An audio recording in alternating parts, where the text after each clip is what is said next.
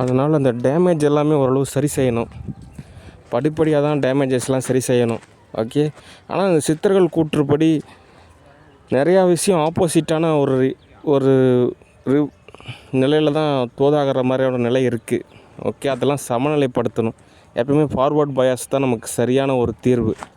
Okay.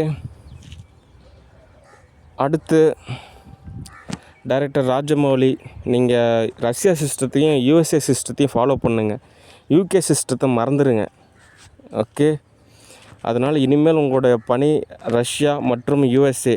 Okay. சரி, ஒவ்வொன்றா தான் நம்ம படிப்படியாக தோது பார்க்கணும். அவசரப்படாதீங்க. நமக்குள்ளே ஒரு ஒற்றுமை, பாதுகாப்பு அப்படின்றது மிகவும் அவசியம். ஓகே. சரி, அடுத்து ஈஷா ஃபவுண்டேஷன் டிஸ்கஷன். ஈஷா ஃபவுண்டேஷனை பொறுத்த வரைக்கும் என்ன தகவல் அப்படின்னா, டாக்குமெண்ட்ஸ் எல்லாமே என் பேரில் 100% ரிஜிஸ்டர் ஆனால் மட்டும்தான் நான் அடுத்த பண்ணி தோது பார்ப்பேன். ஓகே. ஏன்னா ஆசிரமம் அப்படின்றது பல நபர்களை கடந்து போனால் ஒரு நிலையில் அவங்க நினச்சிருப்பாங்க. அதனால் ஏதோ வகையில் நிலம் வாங்கிக்கலாம், அங்கே சொத்து சேர்த்துலாம், இங்கே சொத்து சேர்த்துலாம். யாருக்கு இதெல்லாம்? எனக்கா தர போகிறீங்க?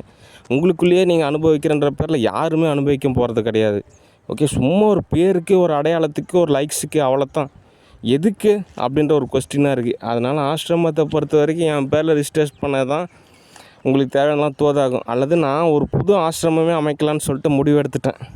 ஓகே. அந்த ஆசிரமம் எனக்கு தோதாகாது. அதனால் எனக்குன்னு ஒரு ஆசிரமம் அப்படின்னா தான் எனக்கு தோதாகும். ஓகே.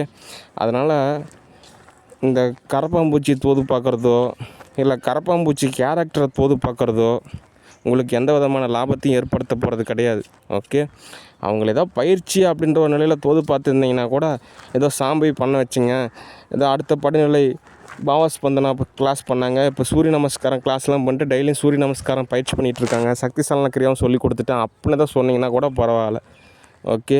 அதனால் ஆசிரமம் உங்களை நீங்களே ஏமாற்றிக்கலாம், என்னையும் ஏமாற்றிக்கலாம் அப்படின்னு நினைக்காதீங்க. ஓகே.